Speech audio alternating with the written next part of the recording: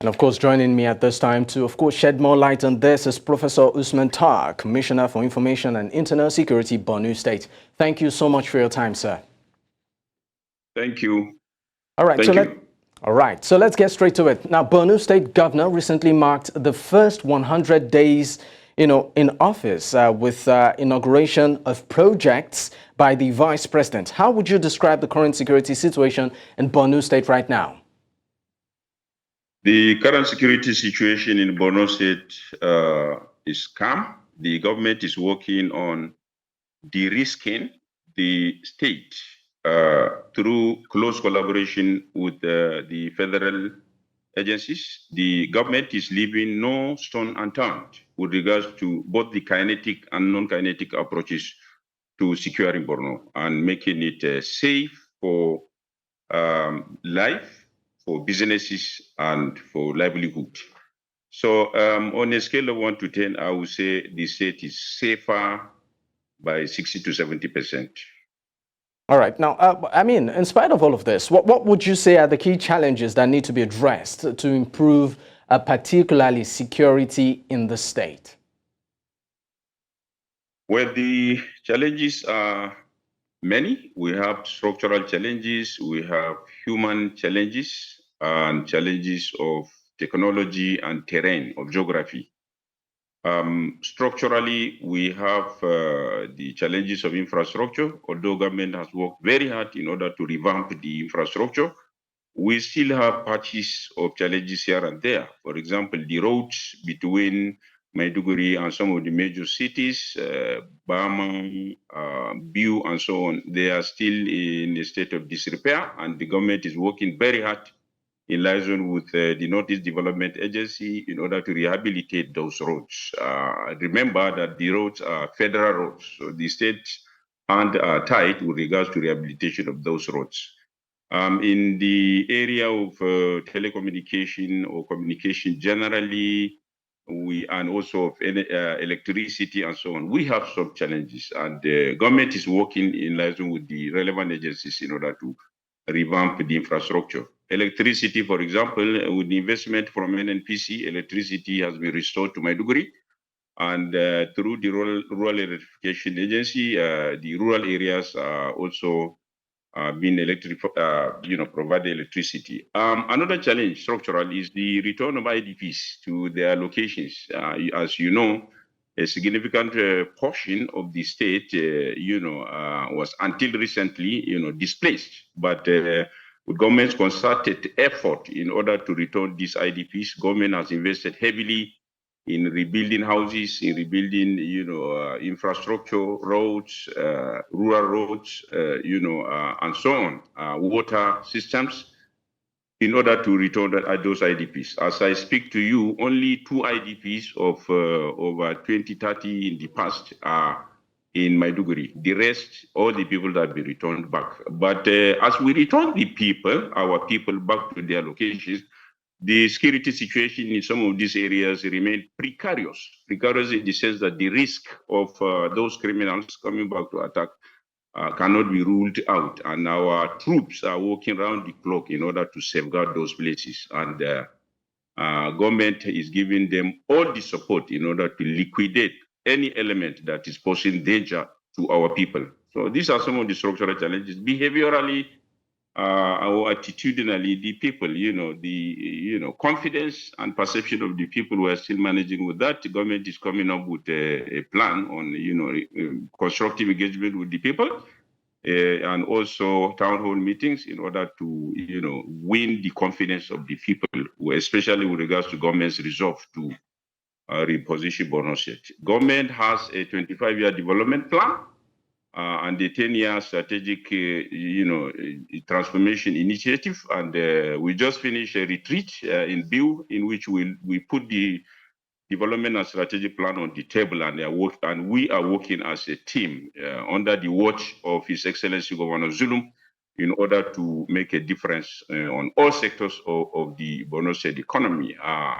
This morning, the Office of the State Secretary to State Government released 77 projects that were, executed by His Excellency Governor Zulum within the last 100 days. And in the coming 100, 200 days, we hope that Borno will be fully recovered, peace will be restored, and Borno will be the Borno of our desire, All right. existing within an independent and prosperous Nigeria. Thank you.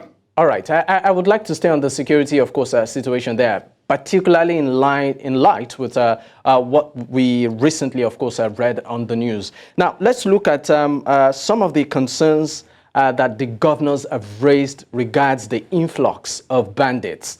Now, I mean, we know that to a very large extent, the state has tried so much in ensuring that it upholds security in the state. But again, the economic reality is there, particularly for citizens.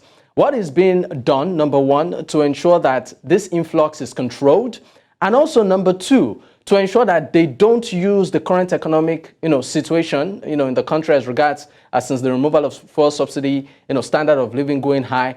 These bandits don't recruit people into their groups, to cause chaos. Thank you very much. Government is working with the security agencies in order to control the free movement of bandits into the state. We think that those bandits are coming from other areas where they used to hold.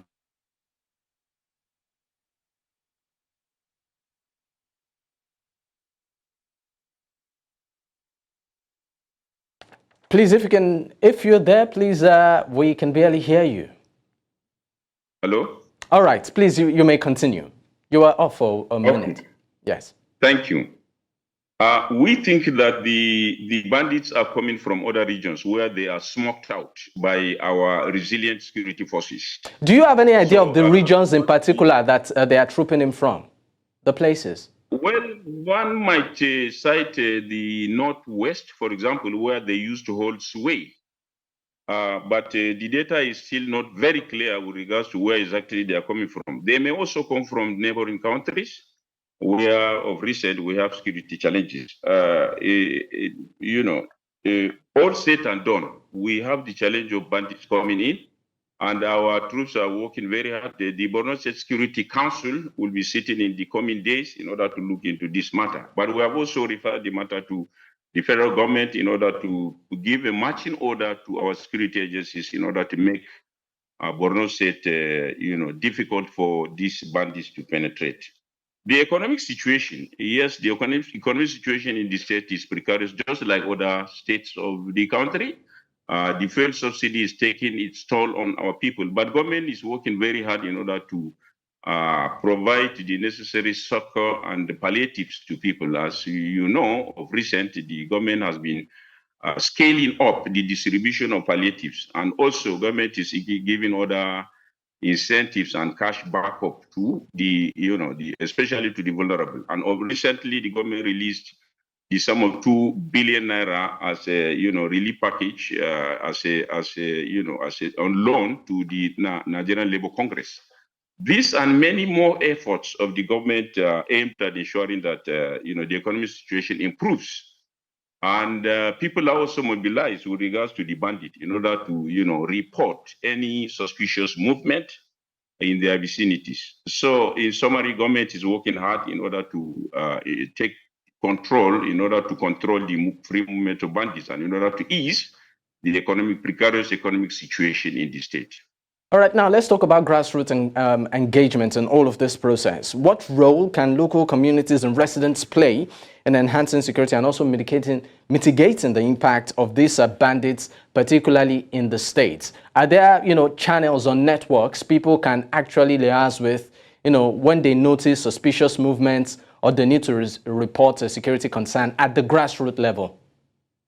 Yes, Borno State is a rural state, is an agrarian state, and the traditional system, the traditional infrastructure is very, very compact and networked.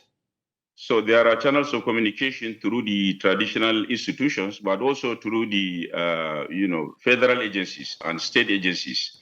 There are hotlines where people can communicate. The distribution of telephone networks, even in rural areas, is not bad.